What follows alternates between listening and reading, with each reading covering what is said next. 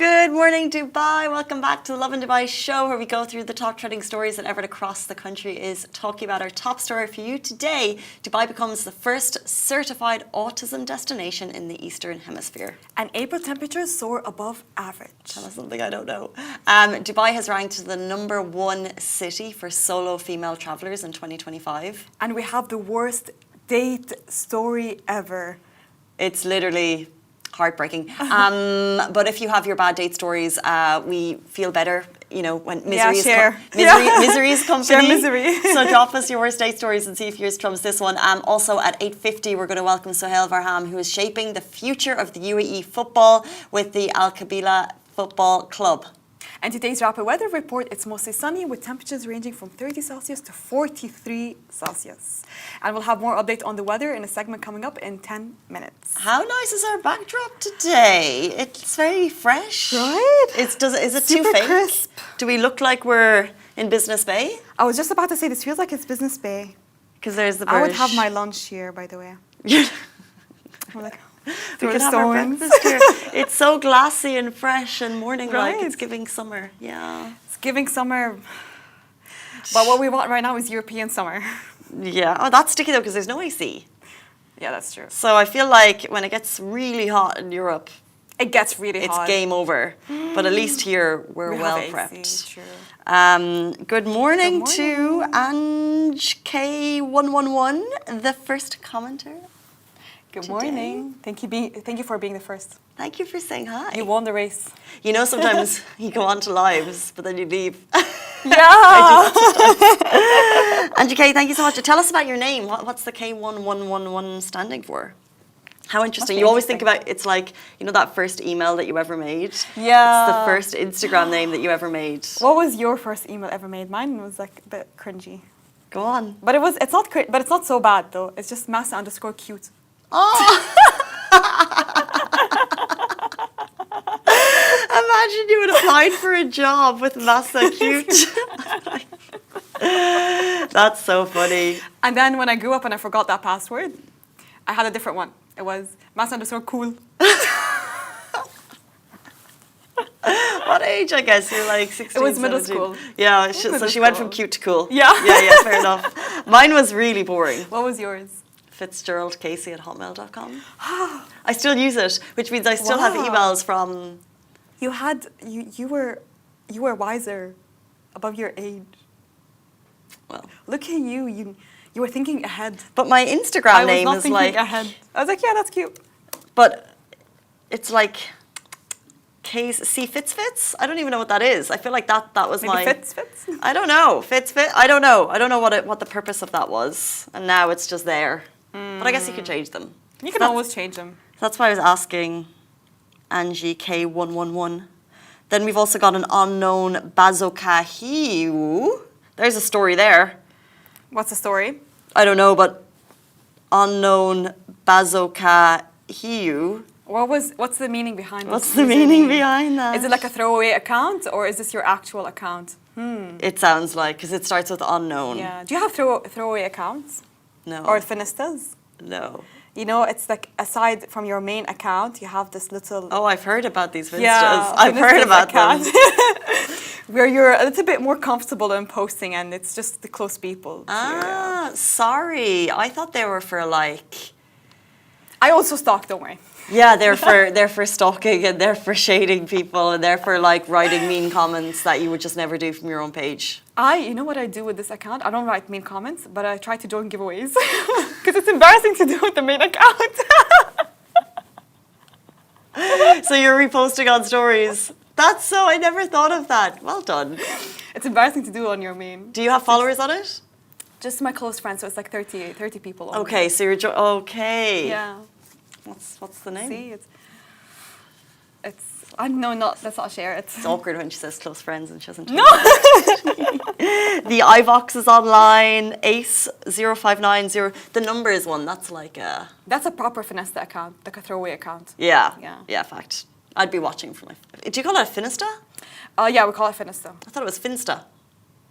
Maybe I say it wrong, I don't know. No, there's no way to say these things. I'm definitely not correct. Just a throwaway account. It's a throwaway account that you don't post the things that Don't normally post It's not it on your. there. It's not your public facing. It's not your brand identity account. Okay, let's jump into our top story of the day.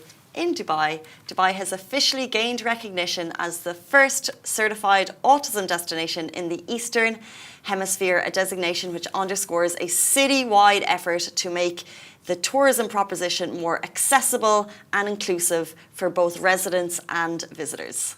This achievement aligns with key priorities of the Dubai Economic Agenda D33 by championing talent development, social inclusion and quality of life, as well as the UAE Year of Community, which includes the goal of creating inclusive spaces that encourage collaboration, a sense of belonging and shared experiences. The award has come from the initial board of credentialing and continuing education standards, that's the IBCCES, which is renowned for its expertise in the autism and sensory training. The journey to achieve certified autism destination status was spearheaded by the Dubai Department of Economy and Tourism, DET.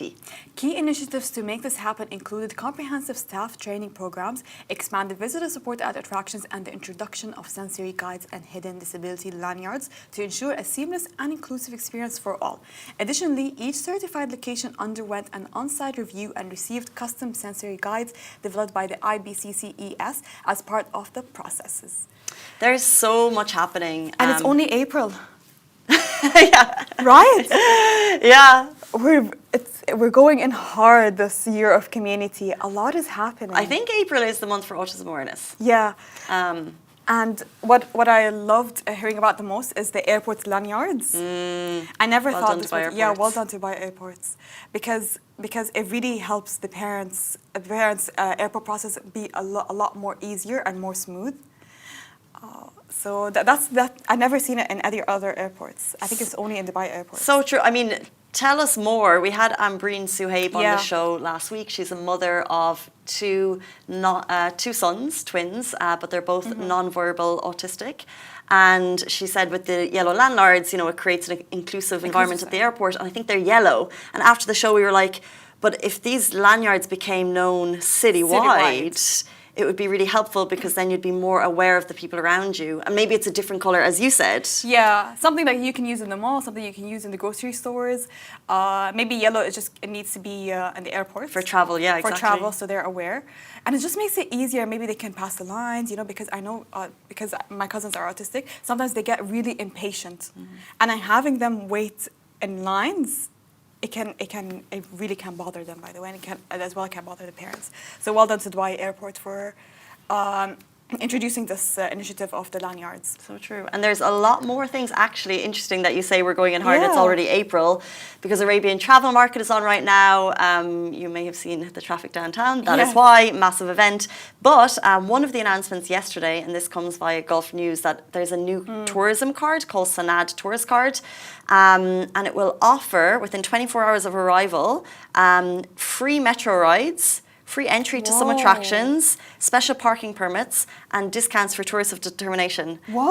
They'll get a card, so it just makes coming to Dubai even more accessible and open. So Sanad is doing that, and so amazing. Oh my God! And mentioning that, like the travel and tourism, I just remembered this kid. He has this TikTok account. He has autism, but his family always records his visits to Disneyland. So I'm hoping one day this kid records his journey here in Dubai. It's so cute, the way those Disney, those characters, the Disney princess characters, they interact with him. They understand that he has sensory autism. The way they interact with him, they know that every time he comes, we have to pay a little bit extra attention. Training is so important. Training is really, really important. So maybe, hopefully, we'll see him here in Dubai and not just in Disneyland. Let's send his account to Let's ET, send- yes. because you never know. Maybe he'll come visit Dubai, really. Welcome anytime, although temperatures are soaring, so if you're coming, bring yourself a handheld fan. So Dubai is feeling the heat because temperatures are hitting the high of 40 Celsius and it's only April. At 1 p.m. yesterday, the temperatures recorded was 43 Celsius, well above the city's typical April highs of 33 to 34 Celsius. So normally Dubai's average April temperature hovers between 28 and 29 degrees with the nighttime lows between 20 and 23. This year, April 2025, is a little bit hotter than usual with an average of 30.5 degrees Celsius, so noticeably higher than the historical 27 to 29 centimeter. Celsius range. And to add to the contrast, April 2024 saw unusually high rainfall at around 142 millimeters compared to the average April rainfall of just 8 millimeters. So brace yourself. Summer is making an early entrance this year. I don't know. I take that back. It's not coming early. It's still April. It's still April. It's still April. What is your memory of time in Dubai? What is your own personal opinion of like when summer starts? Because I have this thing that I'm like, that's when I log that summer is starting. It definitely does feel hotter this year. Definitely during April. But I think we can still sit outside up until it's mid-May. And that's it. That's over. With ACs, of course. You know those outdoor ACs? Oh, yeah. By the way, I was down in last year, Vida on the Creek, one of the hotels on the Creek. Yeah. Not even the outdoor AC units. The chairs. They the have seats. ACs? You've got AC under. Whoa. And it was sticky warm. I can't remember what month it was. But the AC was coming up and I was just like, wow. This is nice. It was unbelievable. It was unbelievable. And that's obviously just going to roll out everywhere because it's Genius by Emar. But what month is summer for you? So I just remember when I was teaching, school lets out mid-June. Yeah. And we would be standing in line for the school bus outside, waiting to bring the teachers back to our accommodation. And it was really sticky. And I was like, this is enough. This is enough. But it's still manageable. To close the doors. But still manageable to wait for 10 minutes outside. So I was like, it's enough for, like, I mean, I wouldn't want my kids out in it. I don't have kids. You know what I mean? But, you don't want the students running around. But it was enough that I could handle 10, 15 minutes, but like really sticky at that point. So mid-June is game over. Mid-June is game over for you? Wow, my game over is May. But I feel like this year it's going to come a little bit earlier because... No, we won't No, allow I'm that. telling you, yesterday was a hot day. Yeah, but we're having a bit of this is non-expert. I think it's just a bit of a temperature, a bit of a heat wave. Smith Martin is making his visit soon on the 25th. I think you need those electric fans. Oh yeah, a little mist for the face. Go to the pools. Go to pools, beach. We have a lot of nice public beaches. But the pools have temperature controlled water. True. So I remember doing a pool day in August once years ago, and it was a bit like cold. But now people do these pool days all summer. Yeah, the wild that's true. Because you're temperature controlled, drinking water, surrounded by shade. You know, sometimes like when it's July, I never go to the beach. Yeah, the beach. Not the July beach. is the hottest month here. But September is so humid. True. September is sticky. But July is like very hot here. You will don't not worry, be scared, don't worry. We're still in April. Yeah, don't worry. This is definitely... We're feeling the AC, the weather is fine. This picture behind me is not representative of the city that we're in right now. Let's jump into a great story regarding travel to the UAE. So Dubai ranked #1 city for solo female travelers in 2025. Dubai just claimed the top spot as the world's best city for solo female travelers in 2025, jumping 4 spots from last year, with top-tier safety measures including women-only sections on public transport and consistently low crime rates. Amazing news for the city. Anywhere you want to be ranked, I feel like this is an extremely important ranking. We're so proud of Dubai for that. 83.11 out of 100 for feeling safe walking alone at night. 86.23 out of 100 for feeling safe regardless of gender. And 4.58 out of 5 for quality of things to do. It's a well-earned title for a city that keeps safety and inclusivity at the forefront.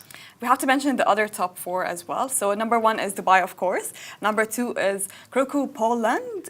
But #3 is Madrid, Spain. #4, Munich, Germany. I spent some time in Munich, Germany. I studied there for a couple of months. Was it safe? Yeah, it was safe. But I feel like Dubai is on another level.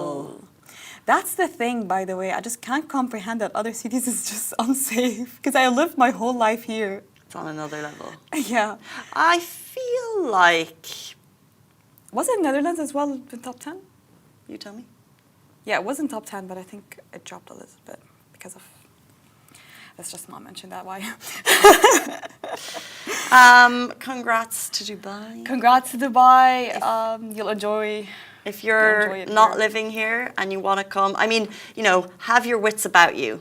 as a woman, anywhere in the world, we need to. Need to be a little bit safe. Need to be a little bit safe. You know, don't go wandering solo in a place you don't know without phone credit or without access to Wi-Fi. But you will definitely feel safe here. But Dubai does provide an incredibly safe environment that we feel so incredibly blessed to live in, considering other places in the world. However, dating in Dubai is a whole other ball game, and this might officially be Dubai's worst date. But first, let me start by saying absolutely no shade to IKEA. I am its biggest fan. I could spend days wandering there. I particularly love the restaurant. I feel like the food is top quality. I'm obsessed with the meatballs. However, this is a date story, and it was shared by Ruzi Rutledge. And it's a different kind of visit that does not have my support. So a Dubai resident thought she was getting wined and dined. She thought she was expecting a 5-star first date, but her date picked her up and brought her to a restaurant in IKEA. And then that's not the story. That's not the. That's enough for me. Yeah? Well, that's all I have to hear. It continues. She's happy. She goes along with it. Now she went along with it. She ordered the food. For both of the bills, she ate the food. But when she got up to clear her plate, you know, being the polite person she is, she turns around, and he's gone. He stood her up. So she paid. She paid for both of them. But he had asked her out. So I think that's very important, because the paying thing, you might sit on any side of the fence, but he invited her. He invited her out. She didn't know she was going to IKEA. And she paid. Because you know the way sometimes you get, because with the IKEA, if you manage the situation, it's a buffet. You've got your tray, so you're going together. Who knows what happened, but she paid. So she probably was like, I don't know. She ended up paying. They sit down. She goes to clear her plate, and he's gone. So rude. So rude. That would ruin my self-confidence. I will be very honest with her, okay? I hope she's listening. As soon as you walked into IKEA, you should have turned back. I'm just removing the location. I just feel like IKEA, whatever. But it's a casual spot. It's not a dating spot. Fine, true. But for someone. It's actually furniture buying for spot. someone to I feel like a date, if you're going on a first date, like traditionally the men pay, maybe you split it. I don't know why she paid, but he invited her out. So he has to pay. Why is she paying the full bill? They could have split it. Why is she paying the full bill? One. And then imagine you're presenting yourself for a date, you've got your things on. That's the thing, you put in so much effort. You put in so much effort, and he left. He left. Without even saying goodbye? That's I would be so, not heartbroken, it's date one, let's be real, but I would be, my self-confidence would be shattered. You would be so annoyed. I mean, you would also be heartbroken. It doesn't feel right. You know, he has to man up if he's not interested. He has to man up, finish the date, go back home, maybe get on a call or text to say, it was really nice meeting you today. I think we're not suitable for each other. That's it, Dunsies, out. You've got, I wish dating could change. I think the nicest thing people could do is be polite, upfront and polite. It's so easy to do so. I could never understand people that say, "I cannot say no." It's so hard for me to say no. You could be so polite and say no. So she got ghosted on the date. On the date. She got ghosted on the. You know, it's like after a date, you might message like, "Oh, I had a really nice time. How about you?" And you don't get a response. That's one thing. She got ghosted. How did he manage to leave without her noticing? That's my question. How did he manage to leave without her noticing? Just turn your back for once and he makes her run for it? What is it? What is your worst date story? Yeah, I went on a date once. And I didn't date often. I'm married now, engaged now. Yay. I didn't date often. So it was always a big deal. And it was always when you accepted a date, it was it was hard to accept because I found them so awkward. But you'd make an effort, you'd wash your hair, you would do the things. That's the thing. As a girl, you put in so much effort. And it was a bit of a last minute date. It was planned in the morning for that evening. Okay. But I went being really nervous, really awkward. Thought I looked, you dress up. and he didn't turn up. What? Yeah, I was waiting. I was waiting in Marina outside a venue. I hope you get the karma you deserve. I hope so too. I hope you get the karma you Can't deserve. remember your name, but you need to. You. If your mother Your mother is knew. watching. You know yourself. You know yourself. You know what he said? He was like, I'm so sorry, I just realised I had to pick my friend from the airport. But cancel beforehand. You can say, listen, no, I'm so sorry, I have to do this like hours prior to planning the date. How can you forget picking up your friend from the airport, by the way? It was a lie. There was no way he had to pick up a friend from the airport. But then why would he ask you out in the first place in the get-go? What the hell? I don't know. Horrible, horrible, horrible. I mean, horrible. I'm sure that's... Do better, be better. I'm sure that's Please. the worst of a bad bunch. And obviously, if that type of behaviour, luckily that person didn't turn up, because... That's not the kind of person if you he want had to be with. Exactly, and Yeah. if he had decided to turn up just on a whim, and then he obviously wasn't a nice person, Yeah, so God protected dodged you. a bullet. God protected you. Good story. This is why you met Dale. The universe worked its way. The universe was looking out for me, that's Yes. for sure. 8:51, but our clock says 9:51, so I'm confused.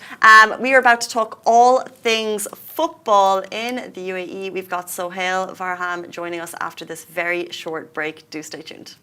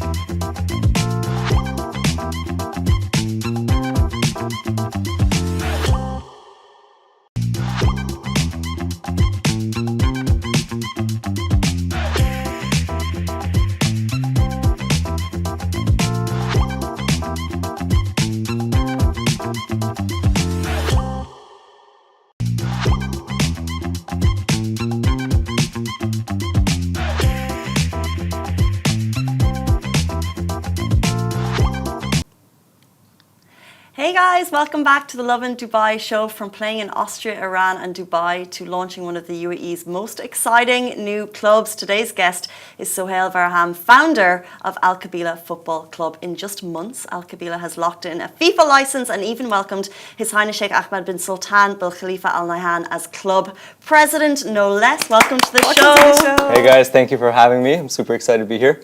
Thank you so much for coming.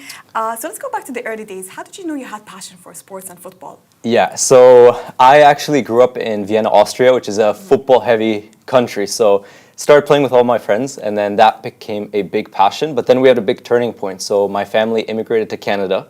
So we moved to Canada, and Middle Eastern parents, some of the people watching out there, you know how it is, like doctor, lawyer, engineer. So it was very academic heavy.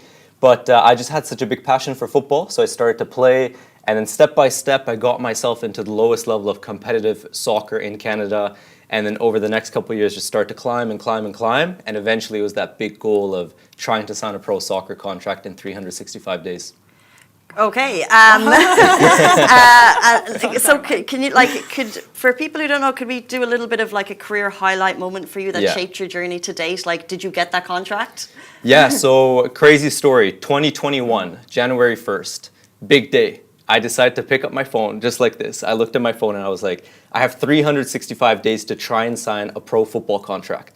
So no one's really documented the journey online before and showed everything. My goal was to share everything, all the ups and downs, not only the highlights, because that's what most people share.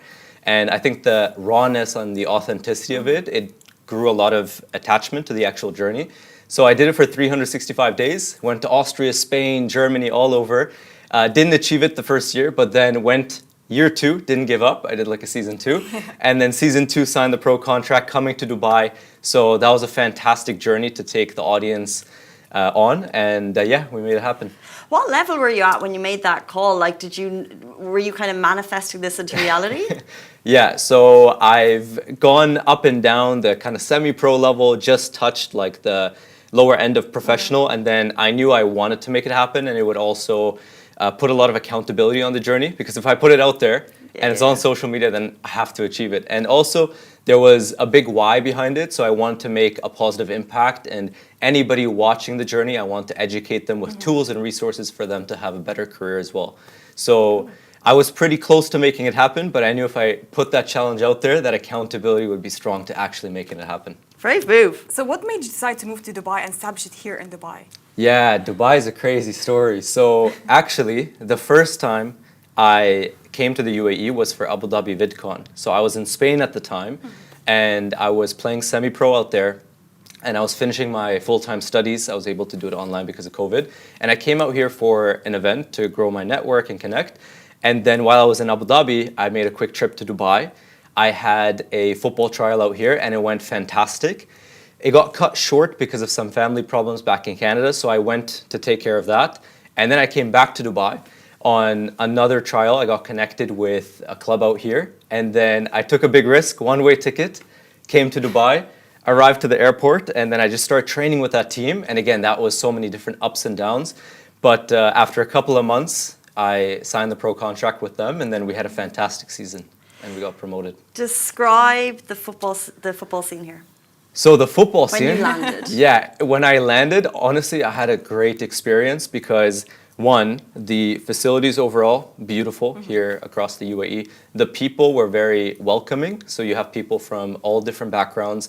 The football, still professional. Some people might think, okay, Europe is the hub, but then the Middle East is just starting to grow. But it was actually quite professional. You have quite some good coaches out here. So the club that I ended up signing for, the coach was a former Premier League player. So that's the highest league in the whole world. And it was good. It was competitive. Players out here, they're like going for it. They're intense. They're running. They go 110% with every single tackle. So it's getting more and more competitive now. And I see it now firsthand because we've got the club in the league, and every single day is a competition. So the Qabila Football Club founded in 2023, which is still relatively new. Yeah. So what's the inspiration behind it? So, yeah, another crazy story. So I documented my journey to signing a pro football contract, and then along that journey, so it was around 634 days on short format content, but I've been going at this for over 10 years. So I did some YouTube videos on my channel, and I shared everything, and I had a reflection point where I reflected and I realized a lot of my football friends and former teammates, they had football, but then outside of football, they didn't have much else. They didn't learn skill sets to be set up in life. So I thought, what if we create a football club where we bring people the best football resources, training on the pitch, gym, but then also we set them up with skill sets outside of life as well. So building a personal brand, getting into education if they want to, teaching them about finances, how to save, how to invest, the importance of the mind, mental health, diet, nutrition, kind of that 360 approach. So then regardless of what happens on the football pitch, they're going to be winners. So that's the vision. That's the why behind the football club. And then my business partner, Dan, and myself, we decided to start that crazy challenge. in October of 2023, and it was 365 days to try and build a pro football club. I was successful. It was successful, yeah. Congratulations. Thank you. Well, what a story. Like, how do you go from, and this is the inspiring stories of the UAE that we love to tell, is like you land in here, you have a vision, Yeah. and within a short amount of time, you know, you've got a football club with His Highness Sheikh Ahmed bin Sultan Bil Khalifa Al Nahyan as president. Like, how'd you do it? So Dubai is an amazing place. You come here, you have an idea, and what we did is we put it out there, and I think if you put it out there in Dubai, there's so many people who are willing to come and support you. So the idea I had was, with my own journey, I documented the story because I knew, one, it would hold me accountable, two, it would inspire and educate people, but three, it would also get people aware of what I'm actually doing. Right. And along the way, that grew my network, it got me trials, it got me opportunities.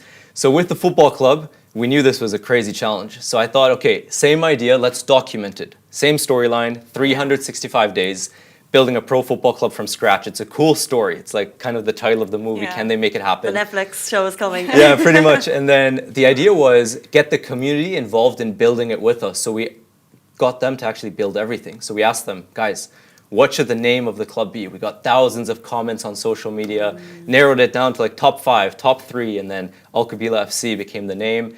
Then we asked them for the club colors, the kit, the logo. So they designed everything with us. And that grew a lot of hype and a lot of community. So people built a great attachment to the football club. And then that was the fun part. The first couple months it was fun, and then it got real. We're like, okay, we need funding, we need resources to make this happen. And it was a pleasure to meet Sheikh Ahmed at the UAE Super Cup. So I got invited out by TikTok. We met pitch side. He actually was tuning into my journey to pro before even documenting the journey of building the football club. And then obviously he saw the football club.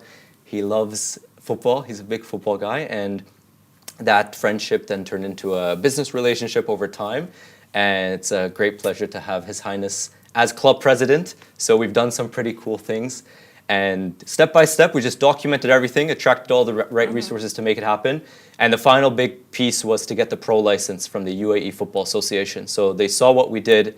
They were super amazed. And after a lot of back and forth, we were able to make it happen. Just felt like that's unbelievable. That is so cool. Like, guys, if you want something, put it out there. This is the proof, really. Yeah, so what would you say is the biggest challenge you faced during the journey of establishing this club? One of the biggest challenges was definitely going from it being an idea and building the brand online to then now everything comes alive in person. Because a lot of the clubs who end up getting pro licenses, they've been around for 10 years, 20 years, 30 years. So they usually have academies and they have an established model before they get the pro license because the FA also wants some proof. So with us, it was crazy. We didn't have anything a year ago. We're building a pro football club. And then within a couple of months, we went to the FA and they gave us the license. However, actually running a club is quite difficult. So once our preseason hit, we got the license, and then it was like 3 months after, it was, okay, it's go time. We need a training venue.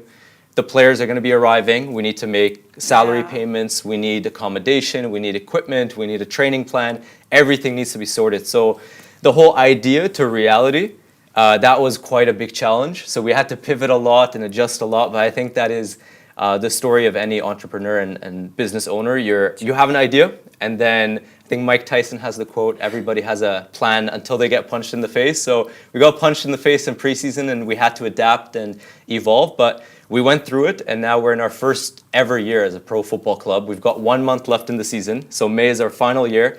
And we're currently on track to getting promoted. So a lot of challenges, but we're working our way through it, and hopefully this first year we can get promoted. Best of luck in this last month. Thank you.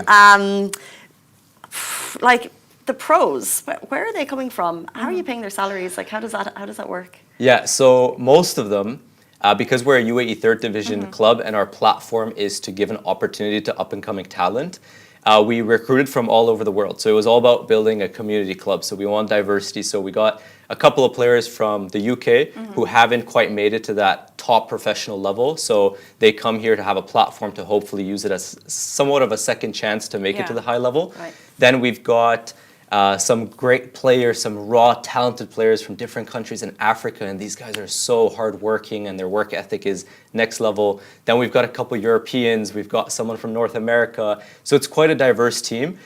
Recently, we signed Papi Cisse, which was incredible because he played in the Premier League. He scored that crazy goal against Chelsea. The football fanatics are going to remember that one. And his experience is unmatched. So bringing him to the team, he's now scored a lot of goals for us in the last couple of weeks, and it's great having that level of experience. But overall, the team is a young team, players who want to go to the next level, and most of our recruitment was done that way. So it was taking that into account. What a wild story. Do you scout yourself, or do people register and apply themselves? So we've gotten over 20,000 people, like players all around the world. They've reached out to us. It's actually been crazy ever since we started preseason, even before preseason. DMs, emails, WhatsApp messages. They send their highlight video, CV, everything. So it's been very challenging to filter all of that. But most of the scouting and the recruitment has been done via our coach, our sporting director, and then also part of the ownership. So we have discussions and then we decide who to bring on. But we're also very open to, because we're a community-based club, so some people, they message us, some people, they upload their highlights, and we have a look at them as well. So a couple of our players coming into preseason actually came from a world tour that we did, and the idea was to go to different countries. So we went to Germany, Canada, we went to Spain, we went to the UK, all over. We hosted events, and then from those events, we got a couple players to come to Dubai in August in our preseason. And one of them actually ended up signing with us. So combination of different things, but it was a lot of using our network of scouting. They saw the vision behind it as well. Yeah. Interesting that you went around the world looking, but I imagine getting like 20,000 applicants. Is there a secret sauce you're looking for when you get this application? Because how can you filter, like, there's video editing, you know what I mean? Like, I want a ticket to Dubai to play football. I could do something pretty cool, I think, in football if you give me an hour and a camera. So what is the secret sauce that you're looking for in a player that you think fits the bill for your team? So the secret sauce is they need to be a great player who makes an impact, and that depends on their position. So for example, if they're a winger, they need to be fantastic at 1v1s. They need to be great at putting balls into the box. They need to be great at scoring goals. So it depends on that position, but at the end of the day, it's all about making an impact. So if you're a striker, are you going to score goals? Because that's what we need. If you're a defender, are you keeping clean sheets? Are you a great leader? Are you great at tackling? And in terms of profile, so most of our team is young, so we are looking for players between 18 to 23. We're open to older players as well, but anybody young and upcoming, that's interesting to us, and we'd love to give them a platform to come and shine. But definitely, you have to be a player that can make an impact, and then that's also what the top of the top clubs in the world look at. They want players who can score goals, they want players who can make a difference, so that's what we look at. You're going to be launching a youth academy soon, that's right? So what kind of players are you hoping to build here? So yes, we're going to do something for the youth very soon. That's going to be finalized. But in terms of what we're looking to do for players here is we want to do something unique where we provide them with a platform where they get that multi-dimensional development that we talked about. And the vision is quite unique and special. The execution, it takes time to get there. So we want to make sure we do it right. But we want to give them two things. One, a football platform that teaches them the best possible skills of what it would take to play at the highest level if they then decide to make a jump to either Europe or they want to go to D1 school, get a scholarship. We want to teach them those resources, but then also set them up with that multidimensional approach. So not only football, but then also the importance of the mind and diet and recovery and everything around it. So that's going to be our focus. And we also want to make the impact here in the UAE, where hopefully we can send one player who had their football career here off to some of the top leagues across the world, whether that the Premier League, the Bundesliga, La Liga. We'll see. It's a challenging and ambitious goal, but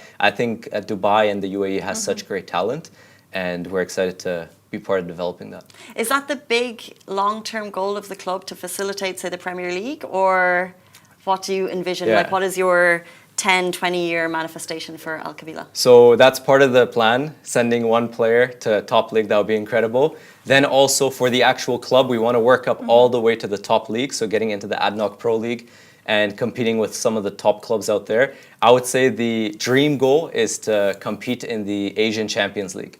So that means we got to get in the top tier, be one of the best teams in the top tier, and then we'll compete in the Asian Champions League.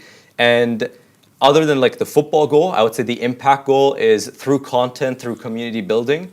We want to create a new wave of what it means to be an athlete. So not just be the athlete that's just focused on your sport, but also be the athlete who takes care and learns skill sets in other areas of life. So they're going to be fully developed. So I would say that's our vision. And also we want to become the most followed club here in the UAE. So currently... Well on the way, right? Yeah, I think Al Ain is currently in first. They've been around for such a great time. Fantastic club. But if you count our Instagram and TikTok following, we're currently in the top 3 in the UAE. That's unbelievable. Being such a new club. So we're pushing. Yeah, especially because football is such a fanatical sport online. So that's amazing. Yeah. What a cool story. So amazing. So congratulations to you and the team for the hard work that's gone into getting to this place. But before you leave us, we want to play a quick game. It's a rapid fire question game. Let's go. Let's kick it off. Ready. Okay, first question. Biggest football idol growing up? Ronaldo. Oh. Messi or Ronaldo? Ronaldo, I have to pick. Okay, one word to describe Al Qabila Football Club. Determination. Coffee or crack before a big game day? Coffee. Okay, toughest opponent you've ever faced? Ooh, that's a good one. I faced against Roman Valna when I played in Austria. He played in the German Bundesliga, so that was a pretty good player to face. First ever signing for Al Qabila that you're most proud of? Ooh, well, I have to give recognition to our first ever signing, which was Jack Hodnett. I would say a historic signing, Papi Cissé, definitely with where he came from, and he's made a positive contribution now in the last couple of weeks. But credit to all of our players. We have fantastic players all around the team. Okay, so pre-match ritual or superstition? Pre-match ritual.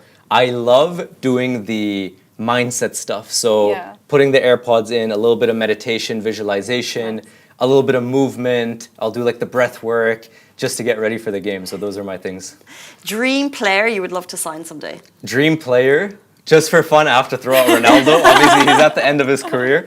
But I would say dream player would probably be signing one of the up-and-coming talents in the football world. And I think the way to make that happen is we got to get to the first league, and they probably need to be somewhere later on in their career, and then hopefully we could bring them on. Cool. Most memorable football moment? Most memorable football moment, I would say, has been 2 things come to mind. One, playing in the OFB Cup in Austria. That's the massive cup similar to FA Cup in England. And then the second one is getting the promotion here in Dubai. Not with Al Qabila, because hopefully we make that happen in the next couple of weeks, but with the first club I was out here with. Okay, and then last one, if you weren't in football, what would you be doing? If I wasn't in football, I would probably be a doctor, because my mom is amazing and she's a doctor, and I was on track to becoming a doctor. I studied biomedical sciences, and I love sciences, but sports just took me. So sports and social media took me. But I would say, I'd probably become a doctor. You have sold us on the Al Qabila journey. How can we watch every second of the next couple of matches to get you guys into the second division? So the best way to stay tuned with the games and watching the highlights and everything is at Al Qabila FC on our social media. We have 5 games left. The month of May, that's it. Okay. And if we finish in the top 4 spots out of 18 teams, we get promoted. We're currently just in 4th. So it's a very exciting next couple of weeks. So make sure you guys stay tuned. It's going to be very exciting to see if we can make it happen, because nobody's ever built a pro football club in only 365 days. And if we can actually get promoted in our first ever year, that would be incredible. So Al Qabila FC, in English, it means the tribe. It's all about the community. It's about you guys. So if you're looking to support a football club, we are welcoming you. Come out to our games, support us, and we're excited to create history together. Amazing, propelled by energy and impact. By the way, is this merch? Can we get our hands on this merch? Is this possible? So that's our official home kit. So everybody can get their home kit if they go on our website, alqabilafc.com. Epic. That's my business partner, Dan, His Highness Sheikh Ahmed in the middle, and that was on day 365 when we successfully accomplished the goal of building the pro football club. Sohail Farham, thank you so much for your time today. What a cool journey. We cannot wait to see where you guys go. Thanks for having me, guys. Thanks, Asa. Thank you, Casey. That brings us to the end of the Lovin Dubai show. It's Tuesday morning, which means we'll be back here tomorrow morning, same time, same place. Have a beautiful day. Bye-bye.